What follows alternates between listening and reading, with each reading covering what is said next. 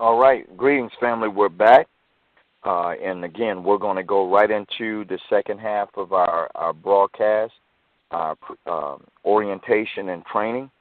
And so at this time, we'll open up the line to our Vice President, Sister Shanyeri Norman, and also our Secretary, Baba Kimbizi Merritt. Are you all there? We're here. Yes, DJ. I'm here. Okay. Greetings, and thank you for being on the call. Take it away. Okay. Thank you so much, DJ. Also, thank you, Baba Hikima. That was a very, very informative discussion in our first hour. Again, greetings, family. This is Shanyeri Norman, and I do serve as Vice President of Uplifting Us, and it is definitely a pleasure to be on the call tonight. Just like DJ said, the purpose of this call is ULU member training and orientation. Baba Kimbizi, how you doing this evening? I'm doing excellent, Shay. Good to hear you. Excited Likewise. about tonight's conversation. Good, good. Now, we're going to do things a little bit different tonight. Baba Hikima is also going to join us. We had a discussion earlier, and I just thought that everyone listening in would benefit from hearing all three of us give our input on this particular member orientation and training. So, again, the ULU member orientation and training, as things grow and as ULU changes, there will be much more opportunities for education. Education is really one of the pillars of ULU. So just remember, every Thursday night, we're going to be doing this member orientation and training, not just for members, also non-members who are listening in. We want you to also get more clarity about ULU as if you make decisions to join, as you're having discussions about ULU. We definitely want your input and for you to hear all of the information. So for the last 6 weeks, we have spent time going over the first 6 points of the ULU 10 points appeal and plan.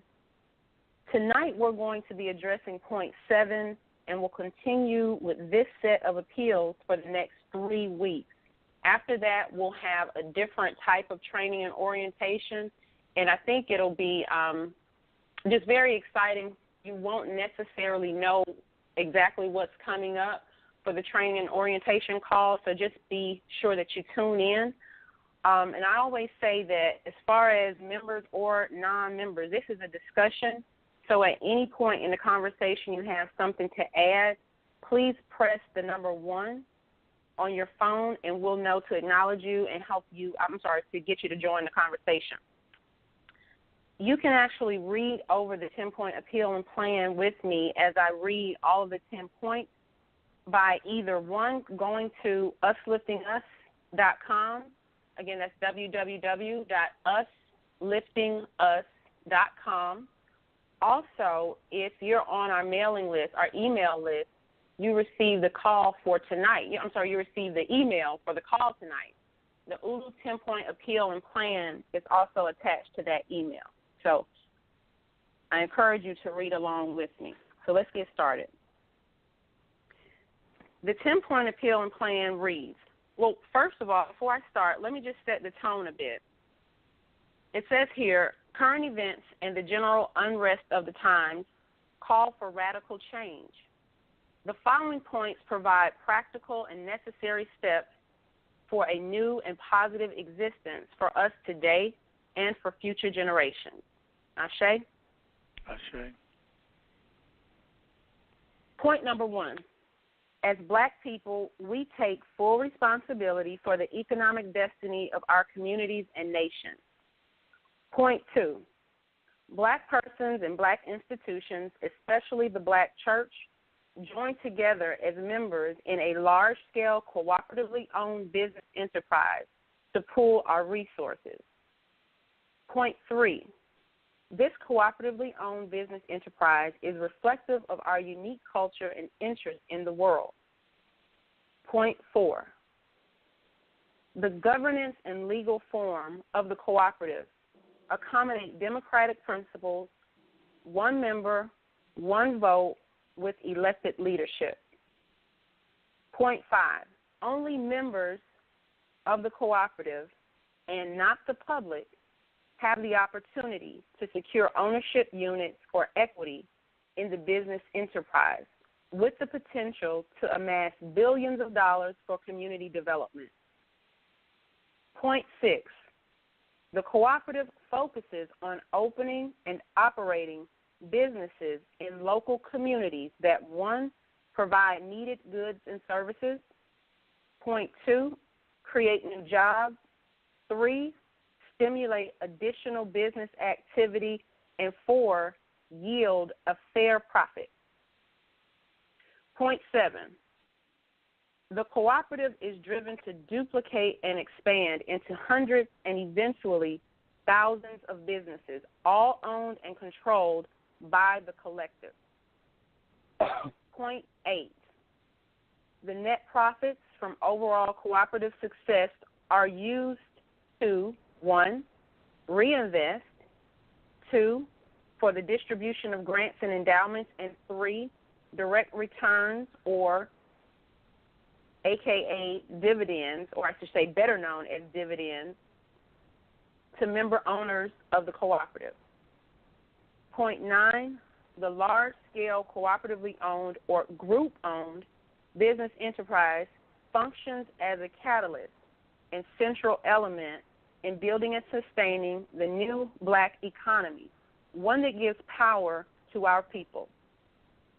Point 10, Usliftingus Economic Development Cooperative, LLC, serves as the aforementioned model. And here's a special note at the bottom. These 10 points form the basis for black economic empowerment. The security and welfare of our people starts with our determination to control the economics of our communities and nations. Black people and black people alone hold the key to the gateway leading to their freedom. That is from the Philosophy and Opinions of Marcus Garvey, that last piece there, which is so powerful. Now, as we get into this, I'm going to read point 6, since it was the last point that we've all heard together from last week. Then I'll go ahead into point 7 and we'll start the discussion. So where we left off with point 6 says, the cooperative focuses on opening and operating businesses in local communities that, 1, provide needed goods and services, 2, create new jobs, 3, stimulate additional business activity, and 4, yield a profit, a fair profit. Now, point 7, which is tonight's focus, the cooperative is driven to duplicate and expand into hundreds and eventually thousands of businesses, all owned and controlled by the collective. Just a little side note, as we have this discussion tonight, I always want to encourage everyone to have pen and paper, take notes, because as you're explaining ULU, you want to have a good understanding and really be able to speak well on ULU as we direct people to this call and to become members. So let's get into point 7, though. Bobby Hakeem, I'm going to ask you to open up and really put point number 7 into perspective for us. Yes. Thank you, Shay. Point 7 really speaks to scale and in our presentation, I guess this is a good way of heading into it. In our online presentation, there's an acronym, and it's DAM, D-A-M, or Decisive Action with Money. And what we use that acronym to point to is the fact that, as most of us know, more than $1 trillion a year flows through our fingers. And what we want to do with the ULU model is to capture and redirect and place into our control a considerable portion of what would normally flow beyond us. And a business gets a little bit of it, but multiple businesses get a good bit more. So if we think of each business as a bucket that we dip into a stream of economic potential economic wealth and power, then we want to go to that stream with as big a bucket as we can. And by us coming together and building hundreds and eventually thousands of businesses that we own together, then that's a big bucket. And so what we want to do with 7 is to point to the scale that that we need. But the other thing, the second part of that clause or that sentence is that all of these businesses and everything that we do is owned collectively or jointly or mutually by all of us. So I would say right off then, this clause, before we go further, we want to talk about scale or scope or the size. Generally speaking, in our communities, most of the businesses are very low scale. One owner, one employee, one owner in most cases. So that's what I would say initially. Okay, thank you for that. Bobby Kimbezi, would you like to add on to that? Yes. I also, when Brother Hakima says scale, what we're talking about is duplicating. So every time there's a successful business in the community and other communities have similar needs, then that model can be duplicated across the country. So using the metaphor that Brother Hakima just used about dipping a bucket into this economic stream, when you think about thousands of buckets being dipped into this economic stream, as we think about these businesses being duplicated and proliferating across the country and around the globe, that's a lot of economic resources that now is we have access to in our community. So, so often we drive through our communities and we can point to the black-owned business. Well, that business there is owned by this person, or that business there is owned by that person. And it's usually a handful, 4 or 5. But when we talk about scale, we're talking about all the businesses that serve our community being owned and operated and democratically controlled by our people. So that begins to change the way we look at doing business.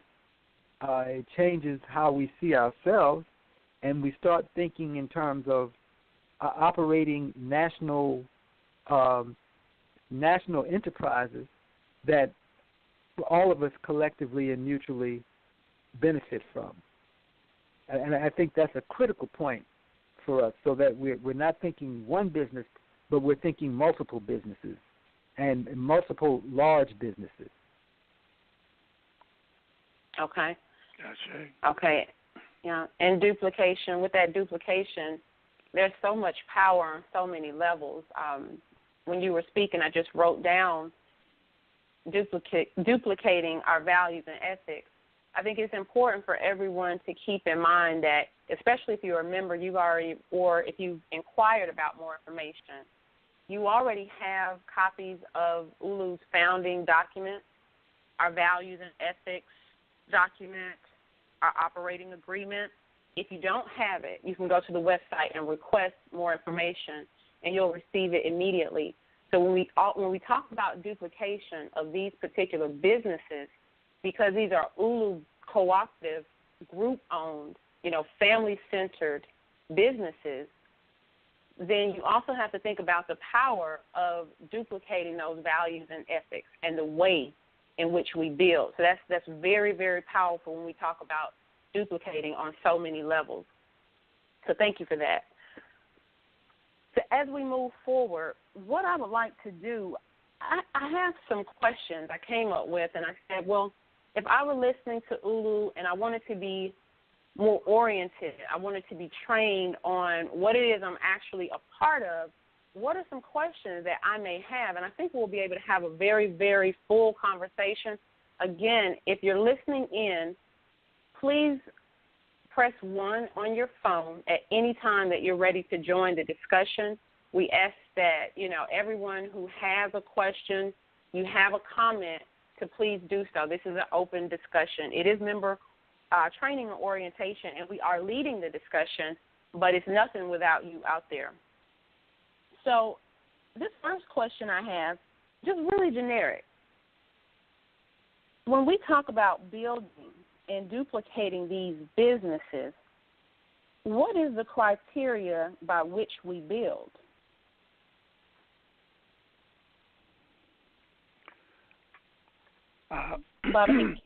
The criteria, it fits our grand scheme, of course. The business should provide a needed good or service in the community. And all of our businesses are organized as co-ops.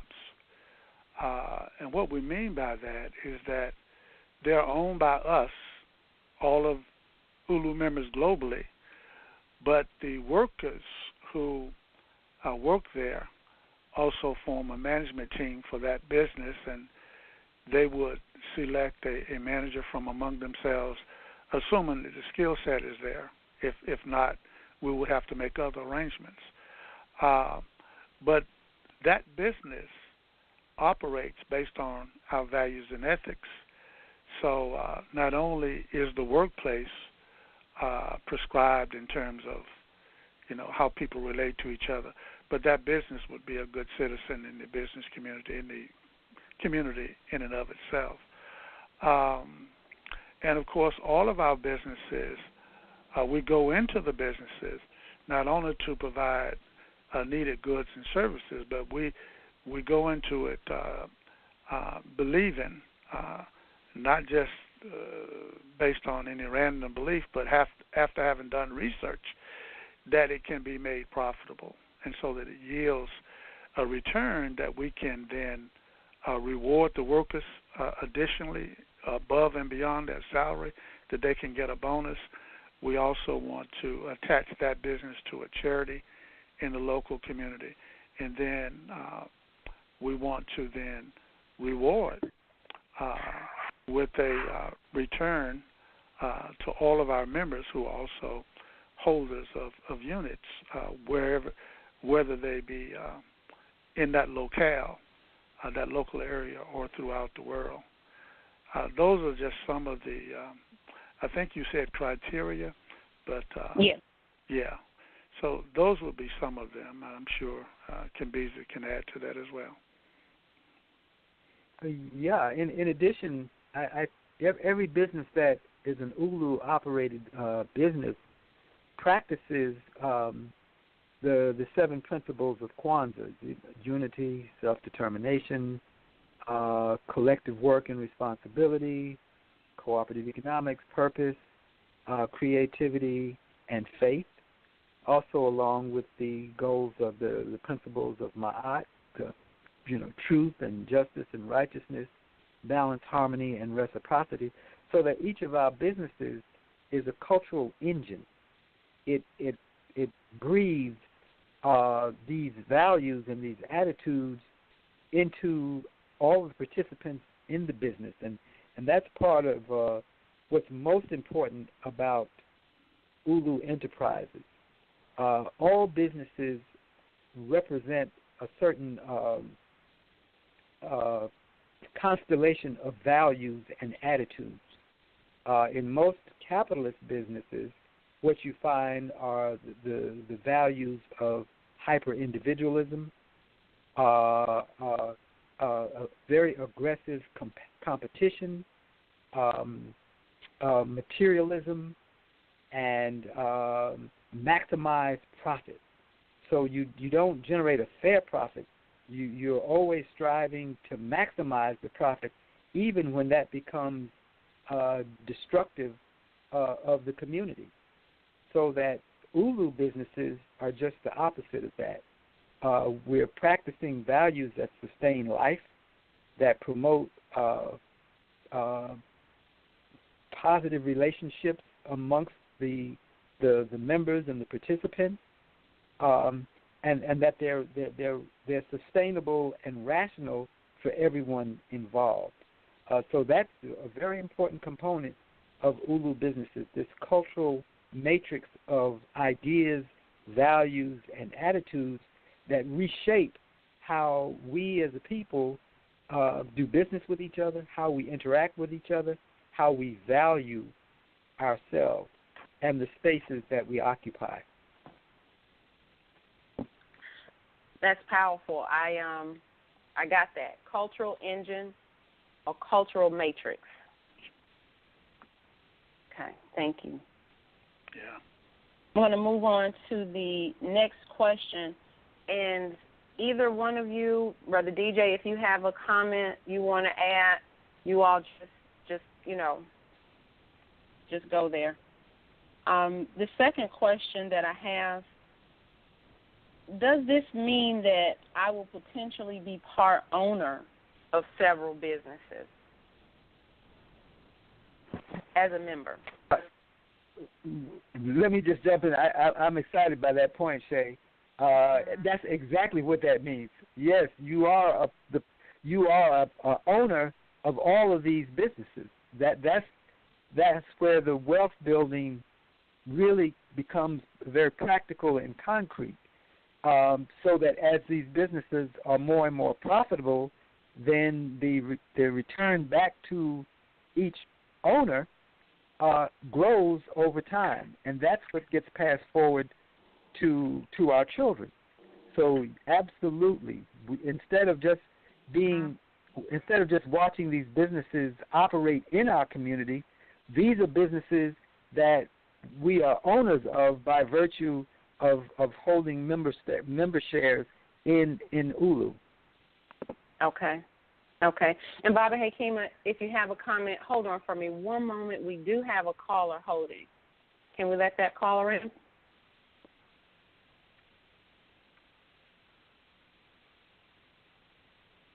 Brother DJ, are you there?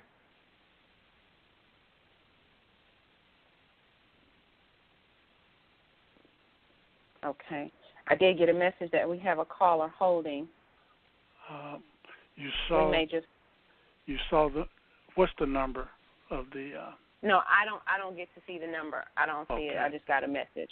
Yeah. Okay. Well, let's move forward, and then hopefully we can open that call up. Please continue to hold. Tell that caller just to stand by for 1 minute, and we'll get them on. Well, if Brother DJ can't hear us, then we can't let them in. So we're going to move forward, and hopefully he can come back in with us. Sorry about that, caller. I may be able to let him in. I'm learning the board. I know we have. Brother DJ, are you there yet? Yes, I'm back. Okay, good. Okay. Shay was trying to let one of the callers in. Yeah, 3347. Your line is open. Okay, can you hear me? Oh, yeah. We can hear you. Okay, this is Baba Yoga Bay speaking. How, family? How you doing? Doing great. Doing well. Excellent. Yeah. Before you ask your question, we really appreciated you at Malcolm X Festival. Oh, thank you. It's the least I could appreciate you all as well. To get to question number 7, one of the things that I feel is highly essential is that management, and even if the cooperative will think in terms of orientating each person before we even open our doors to do business with the public, we got to first establish how well we are set in ourselves to run a business. I believe that the business is the end result of whoever's in charge of the business, and it funnels down into the public. So my suggestion is that we go through an orientation before we open our doors to make sure that the ethics and the integrity of management and staff is bar none, close to impeccable as we can get, reestablishing the Mayatan concept, bringing it to the 21st century, but definitely looking at it back there, BC, 13, 12, 25th dynasty, golden dynasty, and going even further back into as far as our consciousness will allow us to go, and then come up to present and try to figure out how we can establish the golden rule, doing unto others as we would like to have done unto us. Not only in quality of product and service, but establishing our word is our bond, and letting our customer know that we are in business to make sure, and first and foremost, that we give them the best that we can possibly give. Therefore, we can expect their return services coming to us because we know we gave out the quality of product and service.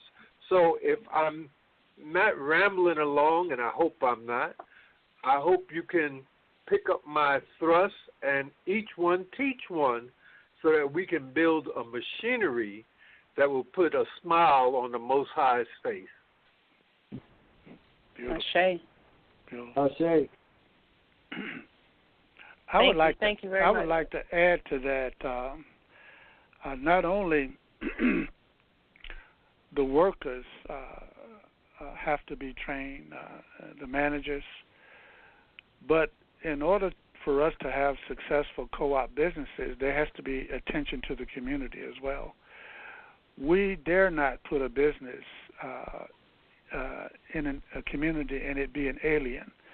The community, a good percentage of the people that or live in and around that business should also be avail of the opportunity of ownership and teach what it really means, so that the business thrives in a community of people who are predisposed to support the business and predisposed to protect it. So not only the workers, but the community around the business has to be worked as well and educated. Ashe, you all really just went into the third question that I was going to pose, which is, are there specific standards that the businesses have to meet?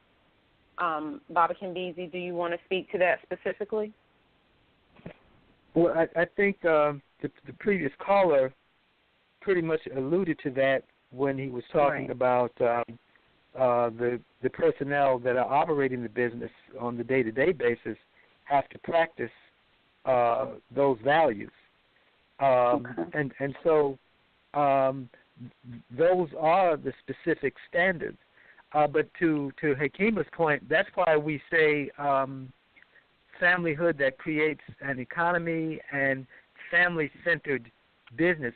We're very intentional about the use of family and familyhood. In other words, we want to evoke those emotional ties and bonds that healthy families feel towards one another. In other words, there's a lightheartedness, there's a good intention toward each other, there's a trust, there's a respect, and there's the desire to guarantee that we give our best to the people that we're serving, and they in turn reciprocate. So that's those are the standards. In other words, when they step into an ULU business, of course they're going to be treated with a smile and with a warm greeting, and they're going to be treated fairly at the cash register. Okay. Whereas we don't have to go through that whole. Sometimes you step into a business, it's almost like you're in some kind of for lack of a better term, a prison environment where there's suspension. There are cameras everywhere. You're being followed through the business because there's an assumption that you're going to steal, or those kinds of practices have no place in an ULU business. It's understood when you step in the door, you coming in there with the right intention, and you're going to be treated with respect. But all of those are expressions of our values and how much we love each other, and we really have each other's best interest at heart. Okay. Thank you for that. Before I go into the next question, which is one of those more specific questions, I want to do something a little bit different tonight. Everybody that's listening in, keep this in mind. When we begin to close, I want to ask someone for a takeaway, something you may have learned about ULU tonight that you didn't know before, or maybe something that's being reinforced. If you could do that, that would be awesome. Also, what will you carry about ULU? What will you actually carry? Before we go into the next question, we do have another caller holding. That's great. Let's go ahead and bring them in. 4600, your line is open. I was listening to your conversation. This is Bianchi calling from Midwest. We had a store here Greetings. called Yours Market, and brothers put it together, but they didn't sell everything that people wanted. They didn't sell no pork, cigarettes, candy, any of that stuff. And it was nice. When people walked in, they was greeted, welcome to Yours Market. And they had someone in the store to carry the groceries out to the car. But they didn't cater to the wants of the people in the community. And the people in the community wouldn't buy part of what they needed from their store, then have to walk a block away to the other store. So eventually it was closed down for lack of customers. You have to provide people for what they want. And if you're going to have, you can't have quality when you don't control the quality of what it is that you're selling. If blacks are going to get into that venture, then they have to get into it entirely, as the old saying, vertical integration. You got to manufacture and produce what it is that you're going to sell. And that requires a lot of work backtracking to see what it costs to produce the goods that's on your shelf. The old saying, which is really true, Asians are not going to give you wholesale prices to compete against their cousins. And now it's Arabs that's controlling that. So all that had to be taken into consideration. I don't go by the saying, do unto others as you would like for them to do unto you. When I was in business, putting up buildings and bridges, my saying was, do unto others before they can do unto you. Because I never wanted to get in this position where I was flat on my back needing somebody to help me. But I just wanted to say that. What's your name, brother, and where you calling from? I didn't hear you when you first introduced yourself. Oh, my name is Bianchi. I'm calling from the St. Louis area. Beautiful.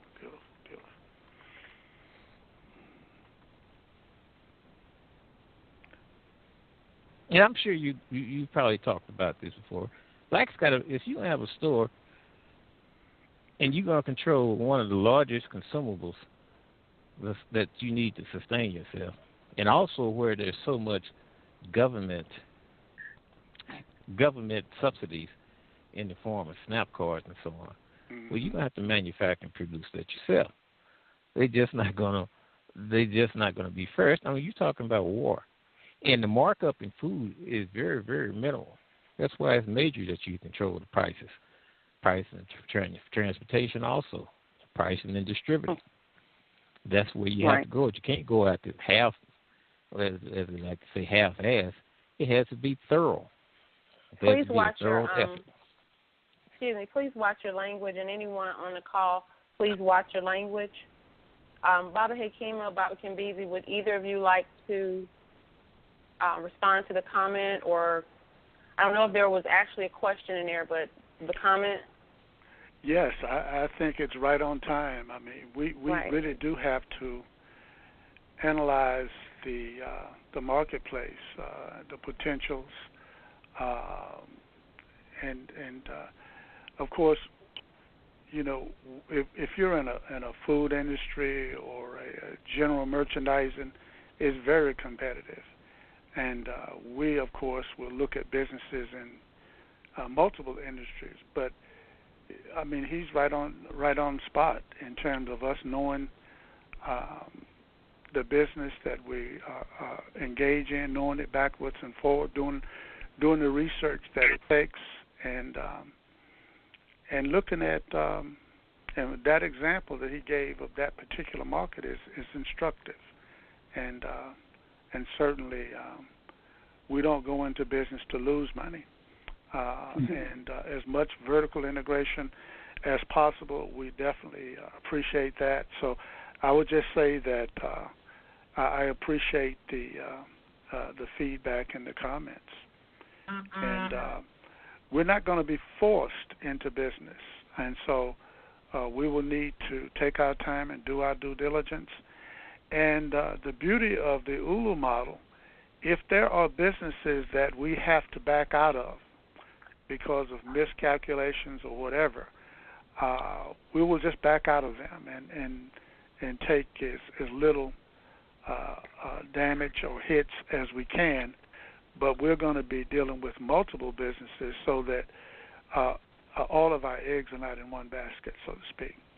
But we don't want any of them to fail. But certainly if you don't know the landscape of the business that you are seeking to build, you're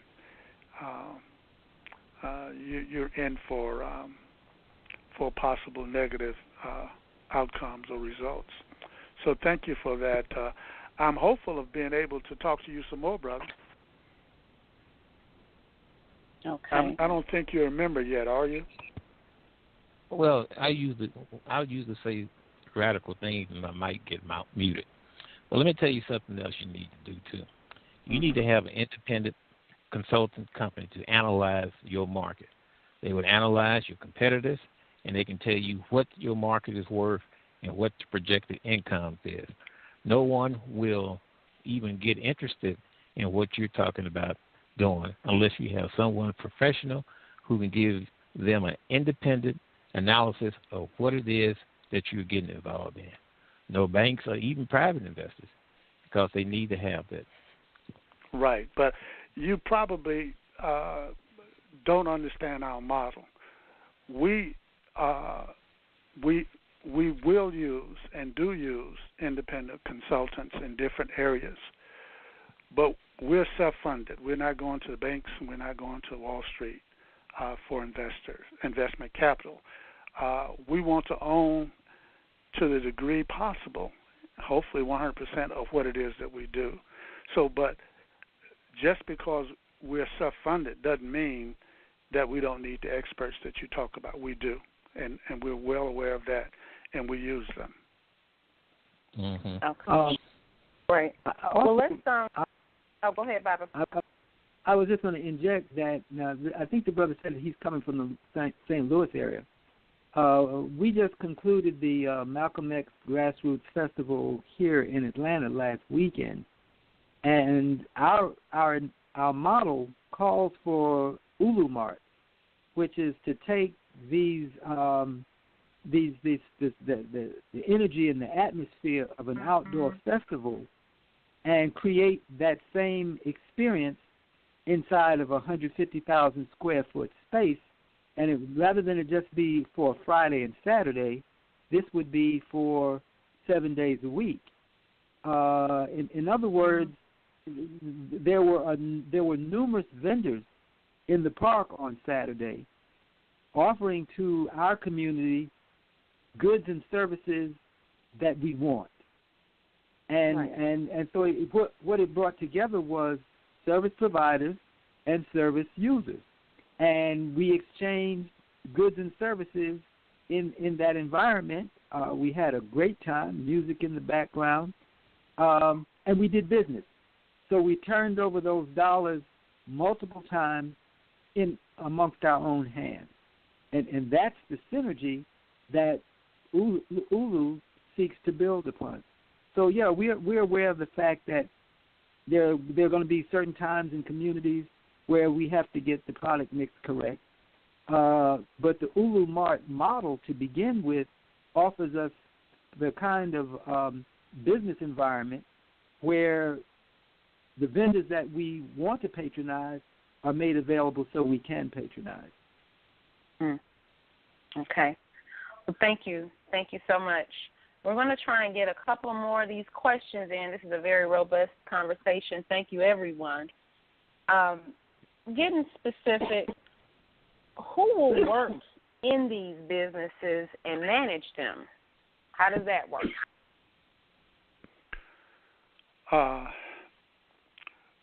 ULU businesses will be staffed by ULU members. But in addition to the requirement of membership is also the requirement of ownership. All workers, even though they may not start out at day one, must acquire equity in the company, and so they must own at least one unit. And if they can't afford to do so, then there are arrangements where their equity share can be acquired through increments taken from their salary. So all ULU businesses are staffed by ULU members, and those members form a management team, and so they pretty much police themselves. Of course, they'll have a team leader, and but we will remove the boss server dichotomy that is typical of many businesses. Okay. And you didn't speak to this very specifically, but somewhat, the flow of management or the flow of the structure, what does that look like from management down? Well, of course, the membership elects a board of directors. The board of directors hires from within members to be managers.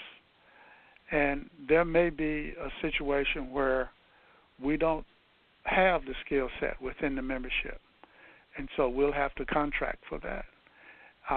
Hopefully, that contractor will realize the benefits of ULU membership and come on board at some point. And then each business comes under that management structure. You may have a general manager, you may have regional managers as it builds out, but each store, each business, whether that's a business in the transportation arena or hospitality or manufacturing or agriculture, whatever it is, the idea is that that business would be a worker-controlled environment. In other words, the workers themselves would come together and form a management team and select from among themselves, if possible, a team leader.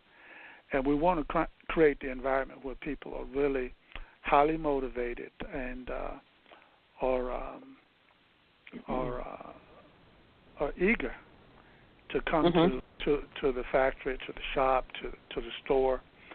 And members, workers, have an opportunity to be compensated three times: a decent salary, a bonus once that business gets into profit, and then as a member owner, also to profit share. So a worker is treated royally within the ULU family, because that that person is really what makes it happen, what makes it go. Okay. Okay. So, what are there any standardized? Are we using any standardized benchmarks in reference to, we have this business, and then we want to have more businesses? We're talking about major duplication here. So, are there any standardized benchmarks when we look at when to duplicate or when to open another business? And Brother Cambiza may want to add to what I'm saying, is that we will work to format standards as best we can for every industry that we are looking at. And some of it will be applicable for different industries. But we want to standardize practice and procedure, and whether in management, whether in production, whether in service, so that we benefit from lessons learned or best practices in each of the businesses, so that we can grow and benefit from what we learn as we make mistakes, and we're going to make a lot of them. But we want to standardize to the extent possible what we do and teach from those standards. Okay. And that reminds me of us looking at particular businesses now, and the Business Development Committee looking at particular standards. So that's carried throughout then, all the way to the point of staff. Robert Cambizi, is there anything that... Yeah, I would just add that one of the things that's going to happen as a result of ULU businesses is that the decision-making apparatus is more horizontal than vertical.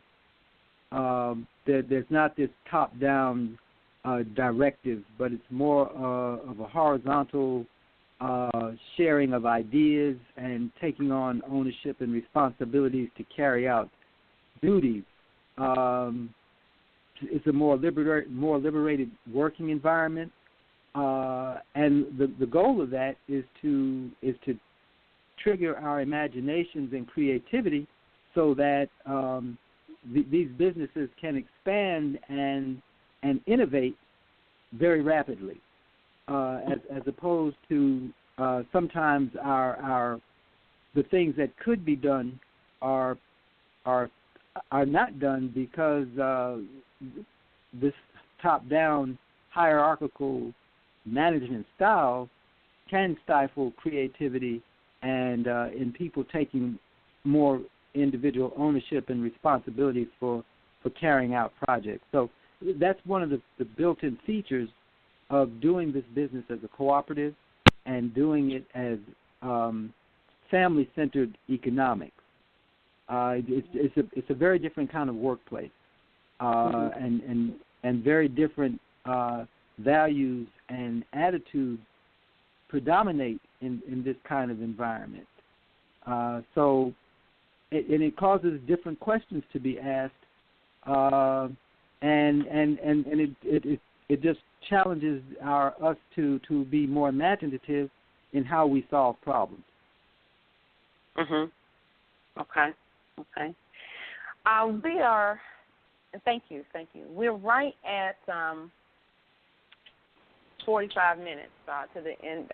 15 minutes, excuse me, and to the end of the call. And I do want to ask this question. I think it's important. Just like we opened up with putting things into perspective, I want to round this conversation out in that way.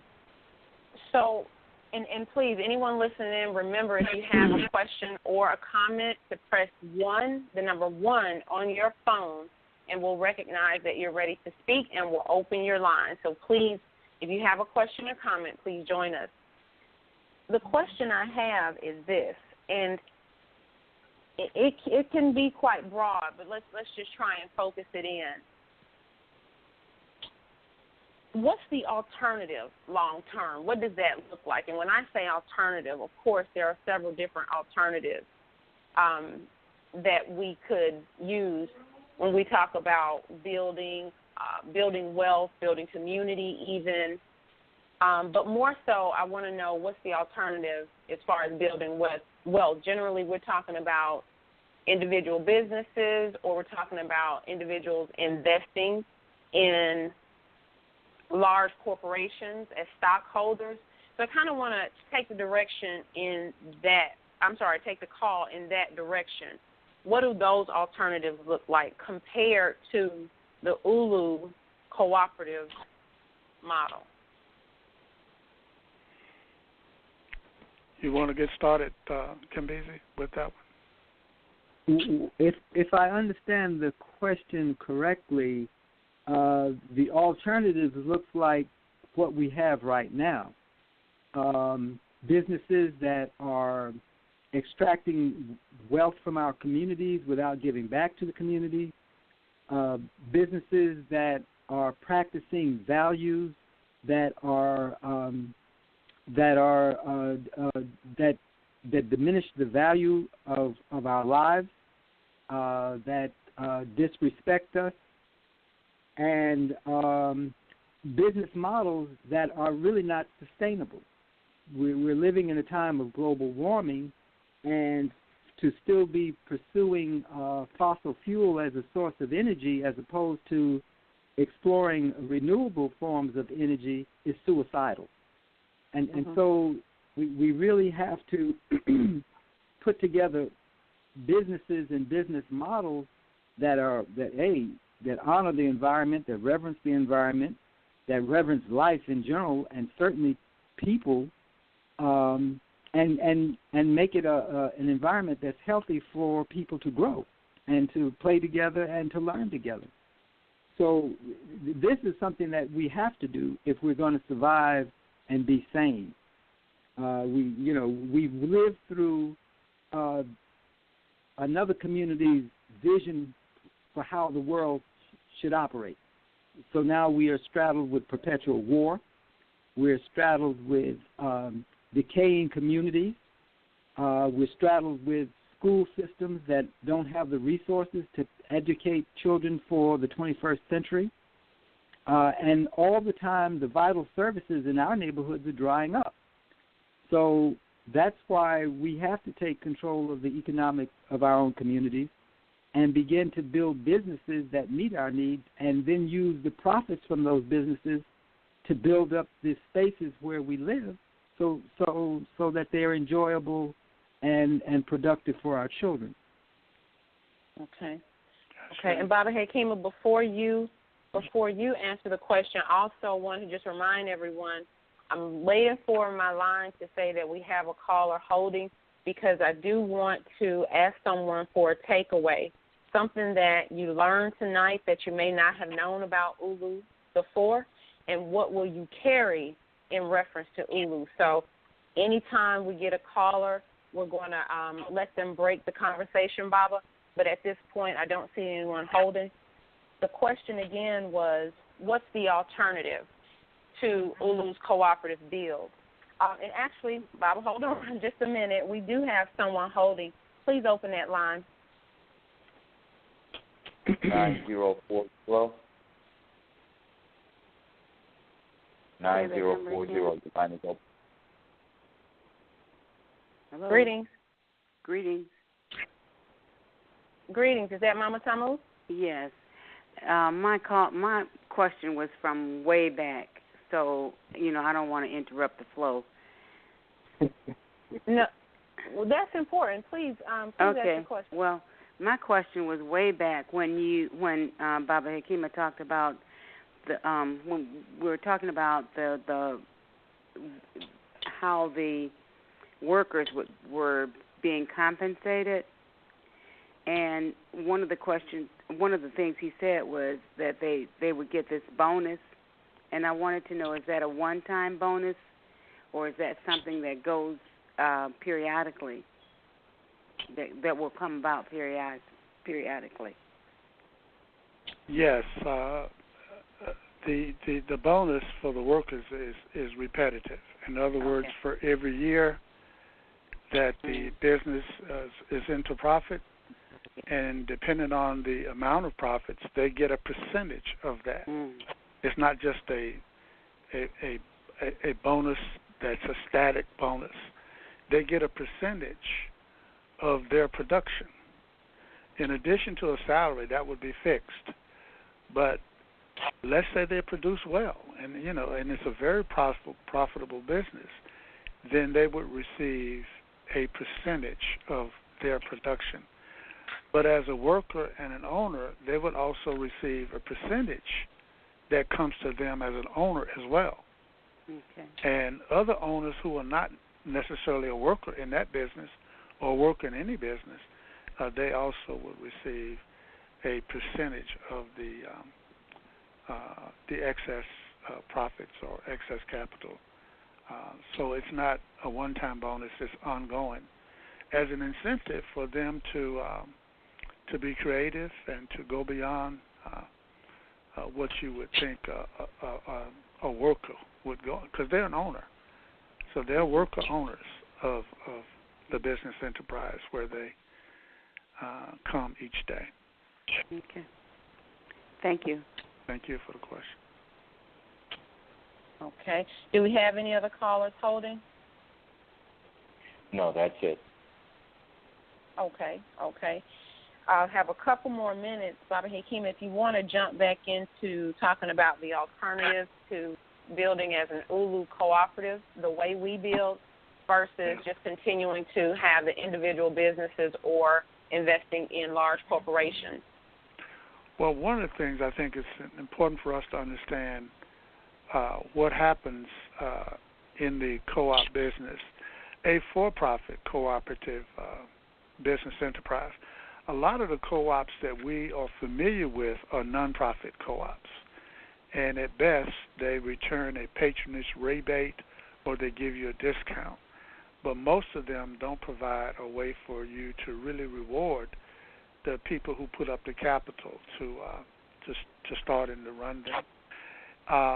Now, and of course we're a limited liability company, and so as our businesses come into maturity and begin to produce a profit, then unlike what happens in most businesses, in most businesses at least 51% of the ownership is in the hands of an individual or a small group. So they right away gobble up 51% of the profits. In our business, there is no individual or a clique that owns 51% of the business. The business is owned 100% by all of us. And so we obviously don't want to rob the businesses and rob the overall enterprise. So we will put money back into the business for expansion. We will commit, as we've talked about a little earlier, reward the workers. We want to do some for charity. But then the rest, which will be a considerable portion or percentage of the profits, would be distributed equally to each ownership unit. Shay, you may own 10 units. I may own 1 unit. Kambezi may own 1,000 units. So each unit is rewarded equally.